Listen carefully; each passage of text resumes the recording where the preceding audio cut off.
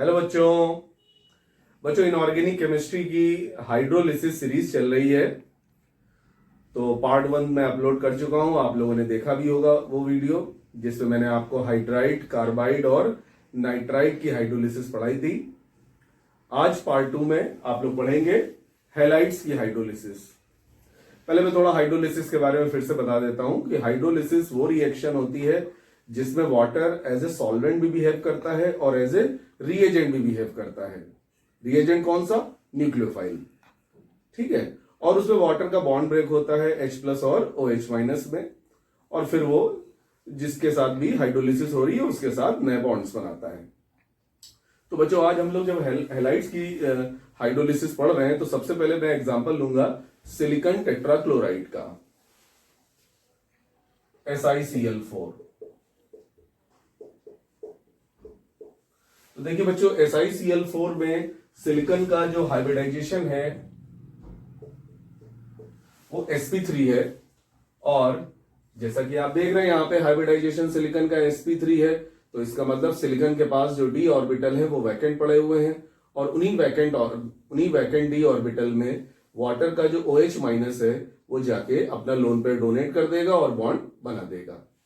तो अगर हम SiCl4 को ब्रेक करते हैं सिलिकॉन और 4Cl में, और इधर H2O को हम लोग ब्रेक करते हैं H और OH में, तो देखिए ये जो OH है बच्चों, इसके पास लोन पेयर है, और ये अपना लोन पेयर किसी वैकेंट ऑर्बिटल में ही डोनेट कर सकता है, और वैकेंट d ऑर्बिटल सिलिकॉन के पास प्रेजेंट है।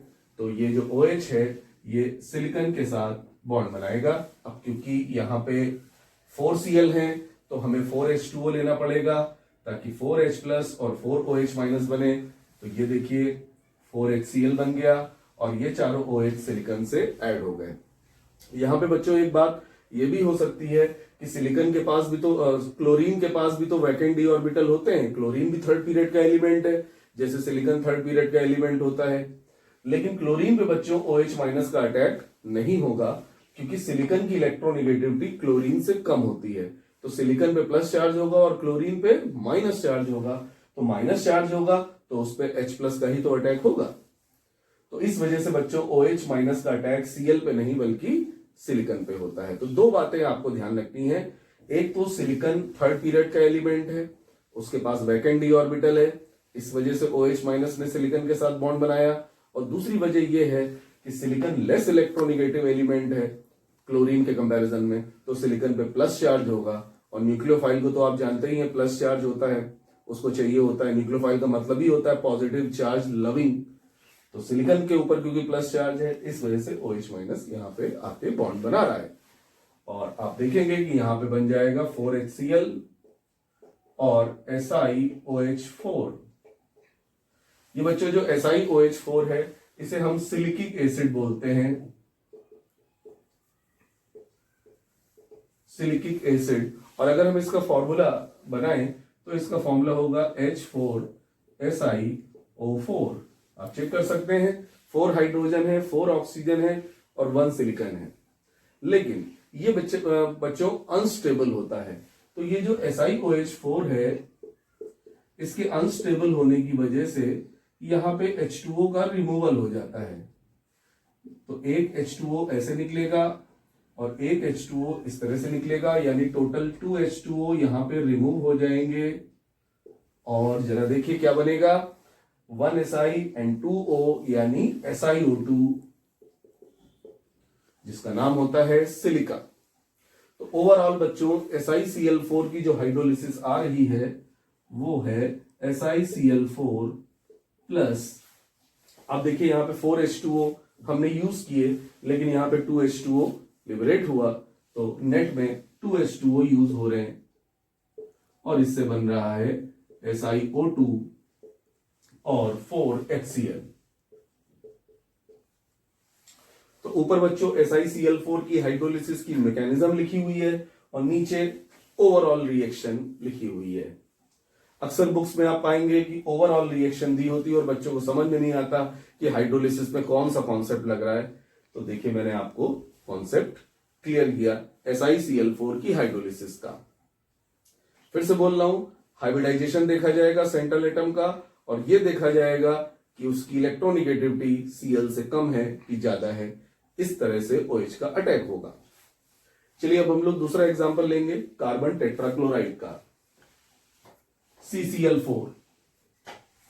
तो जब हम CCl4 की हाइड्रोलिसिस करेंगे तो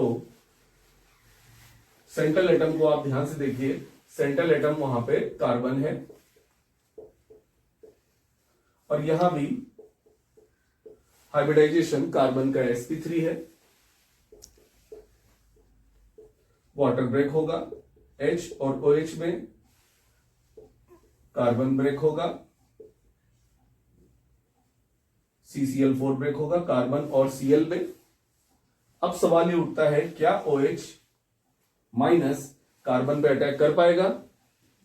क्या OH माइनस कार्बन पे अटैक कर पाएगा? नहीं, क्योंकि कार्बन के पास d ऑर्बिटल नहीं होते हैं। कार्बन सेकेंड पीरियड का एलिमेंट होता है और उसके पास d ऑर्बिटल नहीं होते हैं। तो जैसे SiCl4 की हाइड्रोलिसिस हुई थी वैसे CCl4 की हाइड्रोलिसिस नहीं हो पाएगी, यानी नो रिएक्शन। तो ये बहुत इंपॉर्टेंट पॉइंट है, CCl4 हाइड्रोलिसिस नहीं करता है क्योंकि वहां पे हाइब्रिडाइजेशन sp3 है, d ऑर्बिटल होने चाहिए, लेकिन कार्बन के पास d ऑर्बिटल नहीं होता है क्योंकि वो सेकेंड पीरियड का एलिमेंट है। तो ये बहुत बार बच्चों को क्वेश्चन आ चुका है कि SiCl4 तो हाइड्रोलाइज हो जाता है बट CCl4 हाइड्रोलाइज नहीं होता। वजह, absence of d orbital in carbon. तो अब बच्चों यहां पे एक सवाल ये उठता है कि NCl3 की हाइड्रोलिसिस भी नहीं होनी चाहिए, क्योंकि यहां भी देखिए बच्चों हाइब्रिडाइजेशन नाइट्रोजन का sp3 आएगा, 1 लोन पेयर एंड 3 सिग्मा, और यहां पे भी नाइट्रोजन के पास d ऑर्बिटल नहीं होता है क्योंकि नाइट्रोजन सेकेंड पीरियड का एलिमेंट है। लेकिन बच्चों NCl3 की हाइड्रोलिसिस होती है, NCl3 की हाइड्रोलिसिस होती है। इस वीडियो को आप एंड तक जरूर देखिएगा, आपको इस क्वेश्चन का जवाब मिलेगा कि NCl3 की हाइड्रोलिसिस क्यों हो जाती है जबकि CCl4 की हाइड्रोलिसिस नहीं होती है, जबकि दोनों में सेंट्रल एटम के पास d ऑर्बिटल अब्सेंट है। ठीक है बच्चों, तो इसका जवाब आपको वीडियो के एंड में मिलेगा। चलिए हम लोग आगे बढ़ते हैं। अब इसके बाद हम लोग देखेंगे PCl5 की हाइड्रोलिसिस। PCl5 की हाइड्रोलिसिस ध्यान से देखिएगा, यहां पे हाइब्रिडाइजेशन बच्चों sp3d है और sp3d हाइब्रिडाइजेशन होने की वजह से यहां पे d ऑर्बिटल खुद क्लोरीन के साथ बॉन्ड बनाने में एंगेज्ड है। तो अभी OH माइनस का अटैक फास्फोरस के d ऑर्बिटल में हो ही नहीं सकता है क्योंकि d ऑर्बिटल तो हाइब्रिडाइजेशन में एंगेज्ड है। तो पहले हम sp3d को कन्वर्ट करेंगे sp3 हाइब्रिडाइजेशन में, और उसके लिए हम PCl5 में जो 2 वीक बॉन्ड होते हैं, आप सब लोगों ने PCl5 का स्ट्रक्चर जरूर देखा होगा। PCl5 में 2 बॉन्ड वीक होते हैं, इन्हें एक्सियल बॉन्ड कहते हैं, और 3 बॉन्ड स्ट्रांग होते हैं, उन्हें इक्वेटोरियल बॉन्ड कहते हैं। तो सबसे पहले वाटर आएगा और इन वीक बॉन्ड को ब्रेक करके बना देगा 2 HCl और POCl3, phosphorus oxy trichloride. Phosphorus oxy trichloride का बच्चों स्ट्रक्चर अगर हम लोग बनाएं तो P double bond O, single bond Cl, Cl, Cl, यानी इसमें हाइब्रिडाइजेशन sp3 होता है, 0 लोन पेयर 4 सिग्मा बॉन्ड। तो sp3 हाइब्रिडाइजेशन वाला हमें कंपाउंड मिल चुका है। अब हम इसमें जो वैकेंट d ऑर्बिटल है फास्फोरस का, उसके साथ OH माइनस का बॉन्ड बना सकते हैं। तो अब जो POCl3 बना हुआ है ये sp3 हाइब्रिडाइजेशन की वजह से वाटर से रिएक्शन करेगा। कैसे करेगा रिएक्शन, चलो देखते हैं। यहां पे एक PO और 3Cl है और H2O ब्रेक होगा, 3H प्लस और 3OH माइनस में, तो H प्लस और Cl माइनस बच्चों HCl बना लेंगे, और ये जो 3 OH हैं ये PO के साथ जाके जुड़ जाएंगे। तो फास्फोरस से 3 OH जुड़ेंगे और एक O, तो बनेगा H3PO4 यानी फास्फोरिक एसिड। लेकिन आप देख रहे हैं जैसा कि यहाँ पे 3 Cl है तो 3 H चाहिए, तो यहाँ पे हमें 3 H2O लेने पड़ेंगे। अब आप इन दोनों स्टेप्स को ऐड करके ओवरऑल रिएक्शन लिख सकते हैं। तो ओवरऑल रिएक्शन बच्चों आ जाएगा PCl5 प्लस 4H2O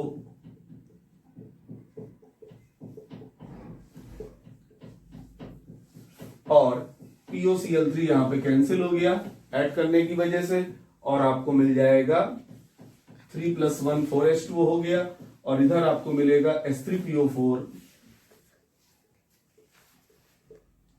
प्लस, देखिए यहां पे 3 HCl यहां पे भी बने थे, तो ये 3 HCl और 2 HCl ये मिलके बना देंगे 5 HCl। तो ये देखिए बच्चों ओवरऑल रिएक्शन आ गई PCl5 की हाइड्रोलिसिस से की, और ये बहुत इंपॉर्टेंट है, बहुत बार क्वेश्चन आ चुका है कि PCl5 की हाइड्रोलिसिस से हमको क्या मिलता है। तो आंसर है पहले मिलता है POCl3 और बाद में मिलता है H3PO4 यानी फास्फोरिक एसिड। तो ये बच्चों फास्फोरिक एसिड की प्रिपरेशन है। तो ये थी PCl5 की हाइड्रोलिसिस। अब हम लोग बच्चों करेंगे PCl3 की हाइड्रोलिसिस यानी फास्फोरस ट्राई क्लोराइड की हाइड्रोलिसिस। तो एक बार फिर से सेंट्रल एटम का जरा हाइब्रिडाइजेशन निकालिए PCl3 में। तो PCl3 में सेंट्रल एटम का hybridization 1 lone pair 3 sigma sp3 hybridization है, यानी फास्फोरस के जो d ऑर्बिटल हैं वो हाइब्रिडाइजेशन में पार्टिसिपेट नहीं कर रहे हैं, खाली पड़े हैं।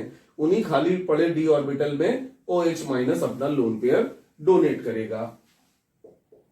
तो H2O ये आपका ब्रेक हो जाएगा H और OH में, और PCl3 आपका ब्रेक हो जाएगा P और 3Cl में।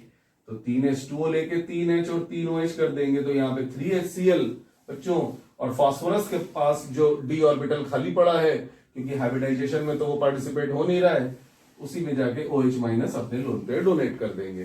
तो इस तरह से फास्फोरस से 3 OH जुड़ जाएंगे यानी POS थ्राइस, जिसे हम कहते हैं H3PO3। Very very important reaction, phosphorus acid का फॉर्मेशन हो रहा है। तो ये बहुत इंपॉर्टेंट रिएक्शन है।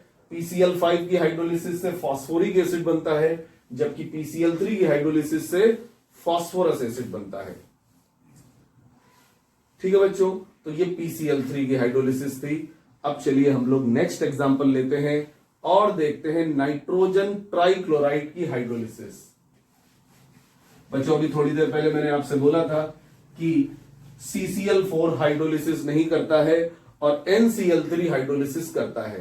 तो चलिए मैं इस बात का आपको आंसर देने जा रहा हूं। जब हम NCl3 लेते हैं नाइट्रोजन ट्राइक्लोराइड, तो आप देखिए यहां पे हाइब्रिडाइजेशन sp3 है, तो कॉन्सेप्ट के हिसाब से नाइट्रोजन के d ऑर्बिटल में OH- को लोन पेयर डोनेट करना चाहिए। लेकिन क्या नाइट्रोजन के पास d ऑर्बिटल होता है? नहीं होता है, क्योंकि वो तो सेकेंड पीरियड का एलिमेंट है। तो बेटा यहां पे जब वाटर से हमको H+ और OH- मिलेगा, तो एक बात तो क्लियर हो गई कि यहां पे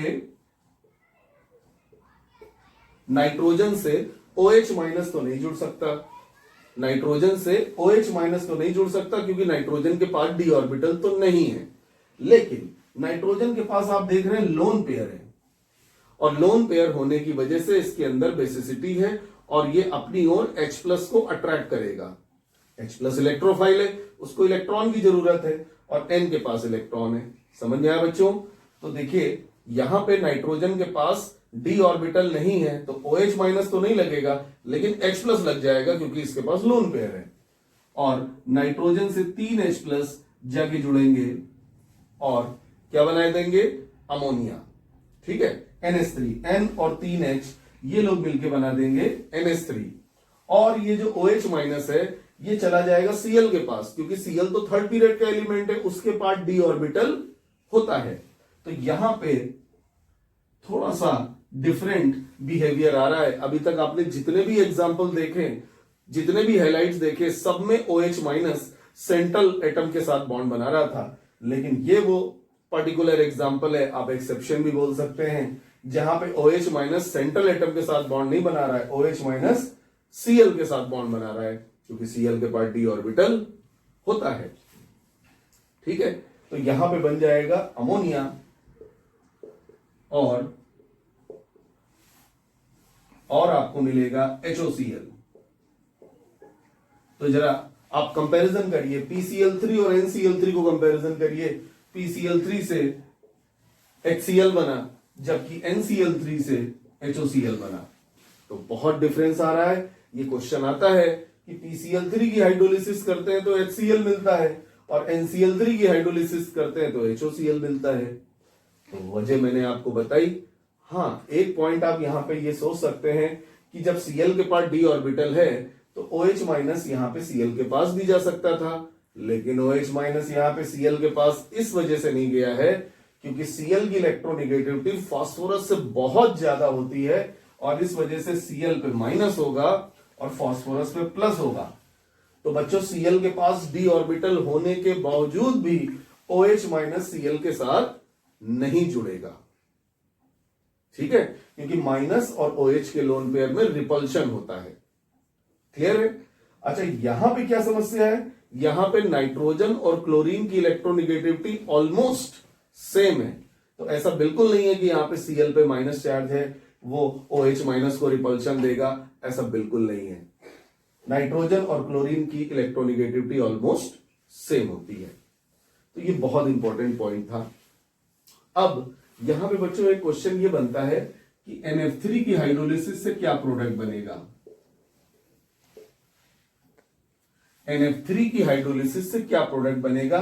तो देखिए, नाइट्रोजन यहां पे लोन पेयर है, d ऑर्बिटल एब्सेंट है। d ऑर्बिटल एब्सेंट है तो नाइट्रोजन से OH तो नहीं जुड़ेगा, तो नाइट्रोजन से कौन जुड़ेगा? H। अगर इसको हम ब्रेक करेंगे N और 3F में, और वाटर को हमने ब्रेक किया H और OH में,